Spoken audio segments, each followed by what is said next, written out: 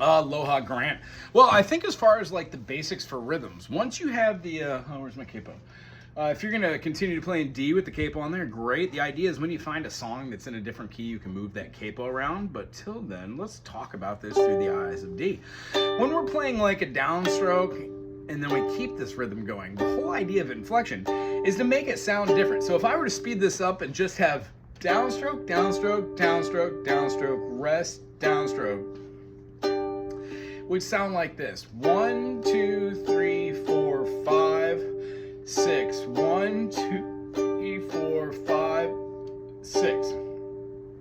The whole idea is if we're in 4/4, it's still going to be 1, 2, 3, 4, 1, 2, 3, 4, 1, 2, 3, 4, 1, 2, 3, 4, 1, 2, 3, 4, 1, 2, 3, 4, 1, 2, 3, 4, 4, 1, 2, 3, 4, 1, 2, 3, 4, 1, 2, 3, 4, 1, 2, 3, 4, 1, 2, 3, 4, 1, 2, 3, 4.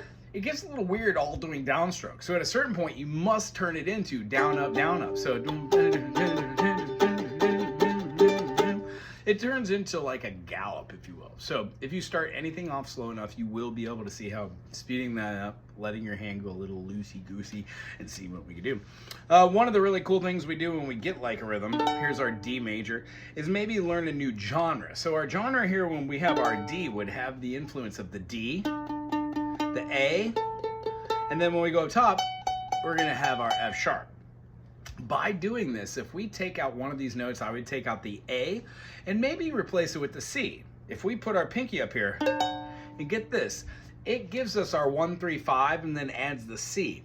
If we take away the 5, the ear naturally wants to hear that perfect fifth. So we can take it away and replace it, and we still get the same type of chord. This extended chord on a 3-stringed instrument would feel like a D dominant 7, a D7, because in the key of D, we have 2 sharps. The F sharp, and then we have the C sharp. D, E, F sharp, G, A, B, C sharp. Well, the note that comes in betwixt the major 6th and then the major 7th is the minor 7th. On the other side here, we'd have minor 6th. On the other side, perfect 5th. See where we're going with this?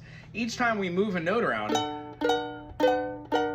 we get a new chord, extended chords especially, because it goes outside the idea of having 3 notes which determine the key. Now, everything is relative in music, and we'll get more into that, but it's called family chords, and the best way to understand family chords is through the ideas of a genre.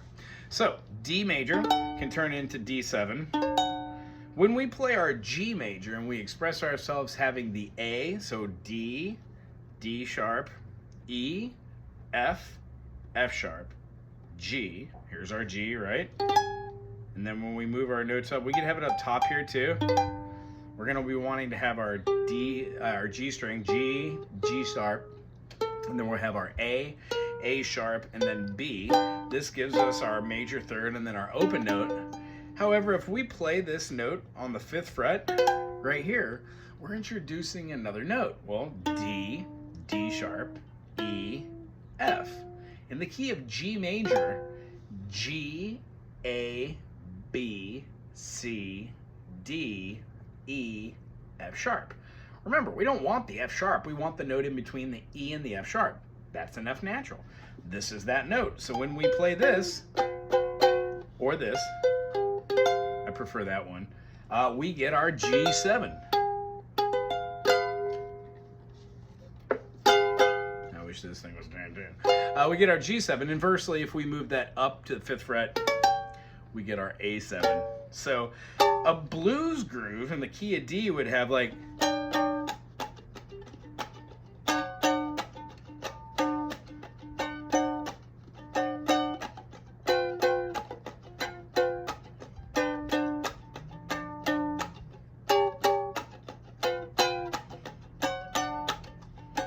so we'd have a D7, now to a G7, to a D7, A7, G7, D7. This is a standard 1-4-5 progression in blues. I'm going to send you a backing track that you might be able to play along with and play individual notes to see if they work well. And tell me what you think of it. If you like it, maybe I can make a backing track for you too on one of my programs. Anyway, it's wonderful seeing you. I hope this helps. And then lastly, I want to leave you on just doing a little slide, a little pull-off hammer-on. 2nd fret, 1st finger, play it, and then miss a finger, miss a fret. We're going to skip that and play the 2nd fret. Pop the note and then hammer on with our finger.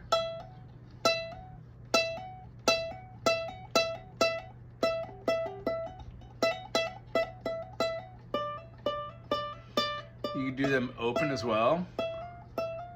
They could be half steps, whole steps, minor thirds, major thirds, perfect fourths. Just depends on what you want to do.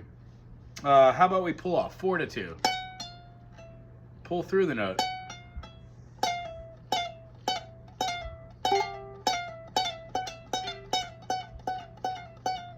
Now try to skip that middle finger. 4-2. Try a hammer on, then a pull off.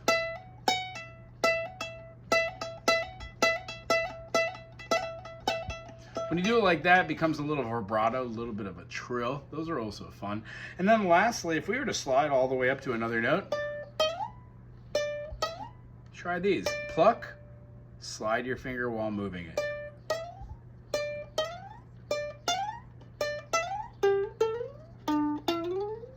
Getting good at sliding and pull-offs, hammer-ons, and all the other things that are fun in between takes a little bit of practice, but when you clock about, 45 minutes doing these here and there, 5 minutes there, 5 minutes there, they do come in handy, and they become something we use when we're playing melodies.